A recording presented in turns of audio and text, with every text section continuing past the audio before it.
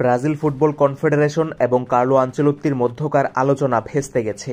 অর্থাৎ আনচেলত্তির ব্রাজিলের কোচ হওয়ার সম্ভাবনা এখন অনেকটাই কঠিন হয়ে গিয়েছে। আর এই কঠিন হওয়ার কাজটা করেছেন রিয়াল সভাপতি ফ্লোরেন্তিনো পেরেজ।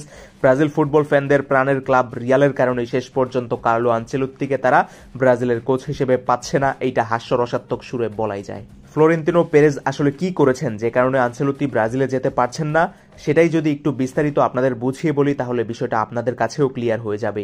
ব্রাজিল আসলে কার্লো আনচেলত্তিকে পাওয়ার ব্যাপারে একটু বেশি তাড়াহুড়ো করে ফেলেছে।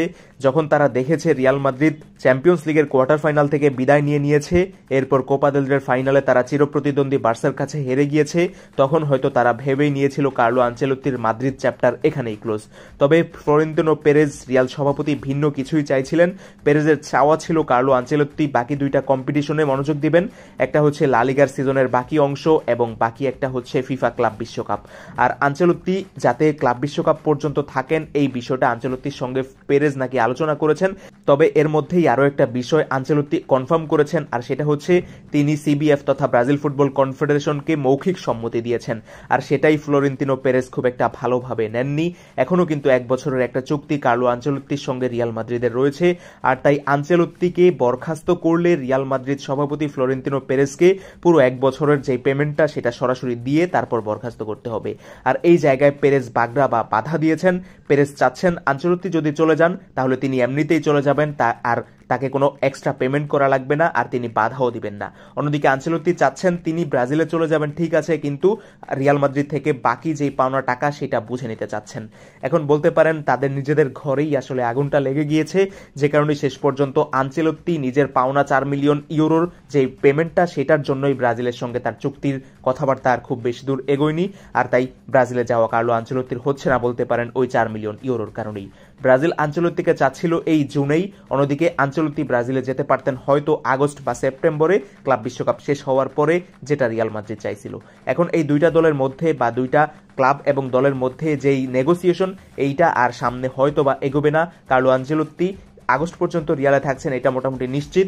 অন্যদিকে তিনি চাইলে পরের বছর অর্থাৎ 2026 জুন পর্যন্ত যে চুক্তিটা রিয়ালের সঙ্গে তার রয়েছে সেটাও কন্টিনিউ করতে পারবেন যদি রিয়াল মাদ্রিদ এক্ষেত্রে আবার চায়। অন্যদিকে দেখা গেল ব্রাজিল আনচেলত্তিকে না পেয়ে তাদের সেকেন্ড চয়েস হোর্হে জেসুস এই আল হিলালের কোচের দিকেও কিন্তু একটা নজর দিয়ে রেখেছে। যদি আল হিলালের কোচ হোর্হে জেসুসকে ব্রাজিল আনচেলত্তিকে না পাওয়ার কারণে নিয়ে আসে এবং এরপর দেখা গেল যে আনচেলত্তি বরখাস্ত হলেন, তখন কিন্তু আনচেলত্তির রিয়াল ছেড়ে হোর্হে জেসুসের বর্তমান ক্লাব আল হিলালে যাওয়ার একটা সম্ভাবনা অনেক দিক থেকেই বেড়ে যাবে। কারণ মাল্টি বিলিয়ন ডলারের একটা প্রস্তাব কিন্তু ইতিমধ্যেই আনচেলত্তির কাছে আল হিলালের তরফ থেকে পাঠানো হয়েছে, বছরে 50 মিলিয়ন ইউরো, একেবারে হিউজ একটা প্রস্তাব বলা চলে। আনচেলত্তি এটার কারণেও ব্রাজিলের বিষয়টা না করে দিতে পারেন এমন একটা গুঞ্জনও কিন্তু ফুটবল মহলে ডালপালা ছড়াচ্ছে। তো আনচেলত্তিকে গত 2-3 বছর ধরে ব্রাজিল যেভাবে চাচ্ছিল ঠিক সেভাবে তো দূরের কথা, অন্য কোনোভাবেও ম্যানেজ করতে পারেনি। অন্য অনেক বিষয়ও এখানে জড়িত। মাল্টি বিলিয়ন ডলারের প্রস্তাবটাই হয়তো বা অনেক কিছু বদলে দিয়েছে। একই সাথে বদলে দিয়েছেন ফ্লোরেন্তিনো পেরেজ, তাদেরই ঘরের একজন মানুষ।